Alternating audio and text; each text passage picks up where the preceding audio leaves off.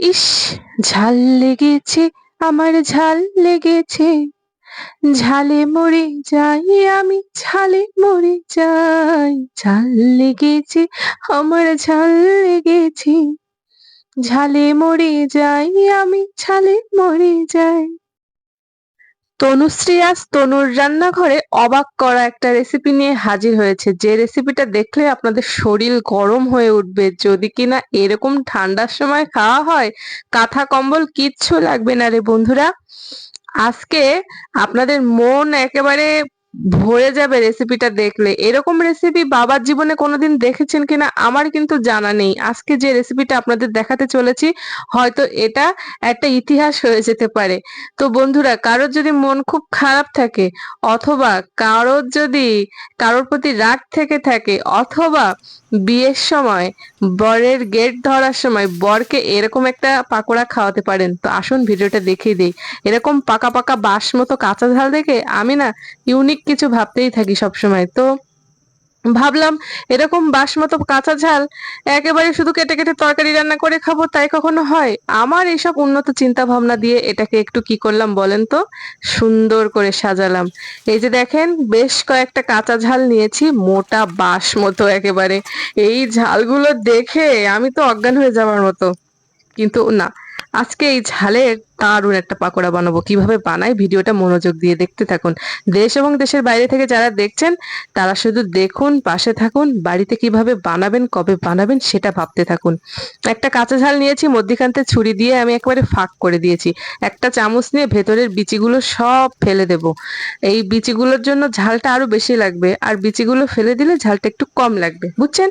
এজন্য এই ব্যবস্থা বুদ্ধি করে করেছি, অনেক কষ্ট করে। আপনারা সবাই একটু আমাকে সাপোর্ট করবেন। এরকম ধরনের ভিডিও বানাতে গেলে কিন্তু 2-3 রাত ঘুম আসে না মাথায়। এরকম ইউনিক কিছু বানাতে গেলে অনেক বুদ্ধি খাটাতে হয়। সো আপনারা একটু বুদ্ধির কদর করবেন। এত কষ্ট করছি, ভিডিওটা সম্পূর্ণ দেখে পাশে থাকবেন বন্ধুরা।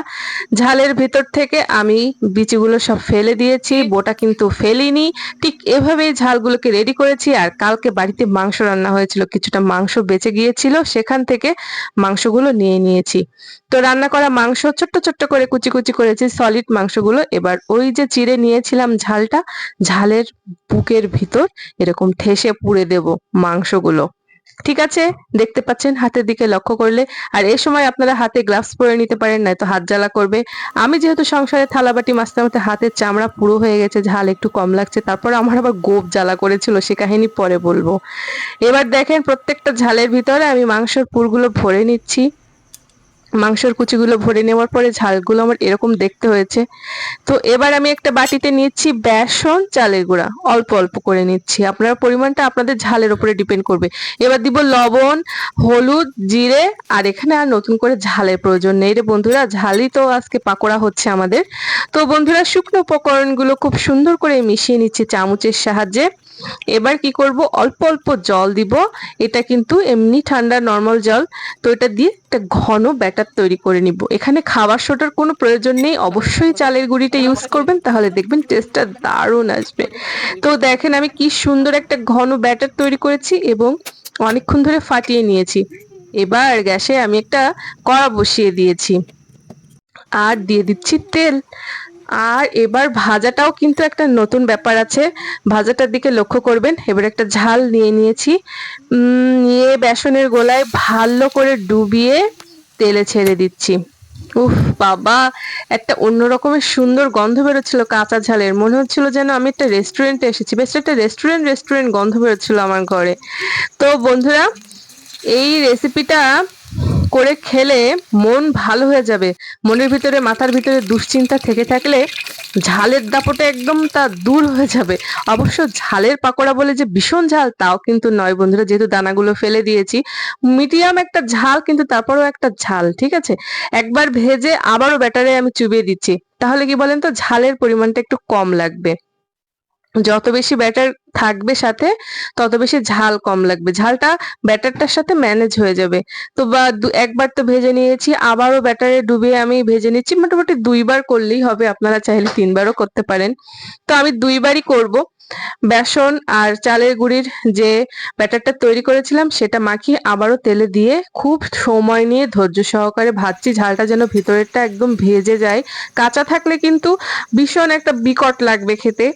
তো ভাজা হয়ে গিয়েছে, আর আমি তো আপনাদেরকে এটা খেয়ে দেখাবো। ভীষণ সাহসী মেয়ে আমি, সাহস নিয়ে বসে পড়েছি ঝালের পাকোড়া খাবার। বুঝতে পারছেন, যে মেয়েটা একটা সময় আলু ভর্তাও মাখতে চাইতো না, কাঁচা ঝাল হাতে লেগে যাবে ঝাল লাগবে বলে, সে মেয়েটা ঝালের পাকোড়া বানাচ্ছে আপনাদের ভালোবাসা পাবে বলে। আপনারা এতটা নিষ্ঠুর হতে পারবেন আমার সাথে?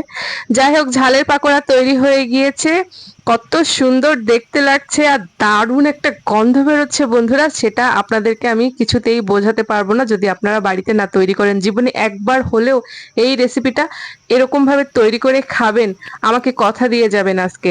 আর বন্ধুরা, এই রেসিপিটা আপনারা বাড়িতে বানালে বুঝতে পারবেন যে ঝালেরও এত সুন্দর একটা টেস্ট হয়। কত মিষ্টি পিঠাপুলি তো হলো, আর এবার একটু না হয় ঝাল হোক। আর আমি একটু টমেটো সস নিয়ে নিয়েছি, আর দেখেন টপটপ খাবো। উফ, আমার যে কি ঝাল লেগেছিল, মনে ঝাল লেগেছিল কিন্তু ঠোঁটে অত ঝাল লাগেনি।